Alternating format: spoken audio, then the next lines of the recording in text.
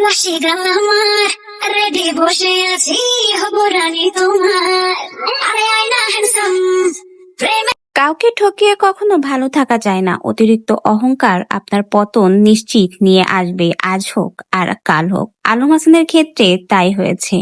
একসময় আলম হাসানের প্রাক্তন স্ত্রী শর্মিলা তাকে কত বুঝিয়ে সুঝিয়ে তার সংসারে থেকে যেতে চেয়েছিল, আগতে মিনতি করেছিল, কিন্তু সেই সময় মুক্তার প্রেমে এতটাই অন্ধ হয়ে পড়েছিল যে আলম হাসান সেই সময় শর্মিলার চরিত্রে মিথ্যা অপবাদ দিয়ে তাকে বাসা থেকে বের করে দিয়েছে। পাপ যে বাপকেও কখনো ছাড়ে না, সেটাই যেন প্রমাণ হলো। আর আজকে দেখুন, সেই মুক্তাই কিন্তু আলম হাসানের চরিত্রের সেই একই পরকীয়ার চরিত্রের দোষ দিয়ে কিন্তু বাড়ি থেকে বের হয়ে গেল। আর মুক্তা এখন বর্তমানে সে কিন্তু দিনকাল সে ভালোই চলছে। পর্তুগালে খোলামেলা পরিবেশ এবং নিজের মতো জীবনটা এনজয় করছে। কিন্তু শর্মিলা বলতে গেলে একটু বোকাশোকা হলেও কিন্তু আলম হাসানকে সত্যিকারে সে ভালোবেসেছিল।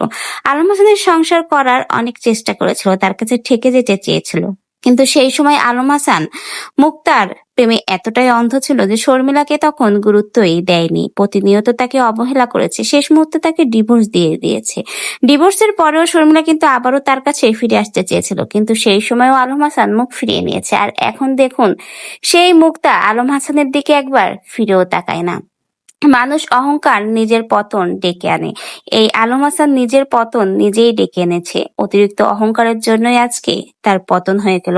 মুক্তার চেহারা রূপ লাবণ্যে মুগ্ধ হয়ে সে তখন শর্মিলাকে দূরে ঠেলে দিয়েছিল, এতটাই অবহেলা করেছিল, শেষমেশ বাধ্য হয়ে শর্মিলা বাড়ি ছেড়েছিল। কিন্তু দেখুন, আজকে যে মুক্তার জন্য এত কিছু করলো, সেই মুক্তাই তাকে ঠকিয়ে চলে গেল। এখন ভাই আমাদের আলম হাসানের না খেয়েই চলতে হচ্ছে। অন্যদিকে মুক্তা, সে তো টিকটক ভাইরাল, দিনের পর দিন কাস্টমার নিয়ে ঘুরছে, আলম হাসানকে খোঁচা টিটকিরি দিয়ে ভিডিও করছে। এজন্য বলে, কাউকে তুমি ঠকালে তুমি কখনোই ভালো থাকবে না, অন্যকে ঠকিয়ে নিজে কখনোই ভালো থাকা যায় না।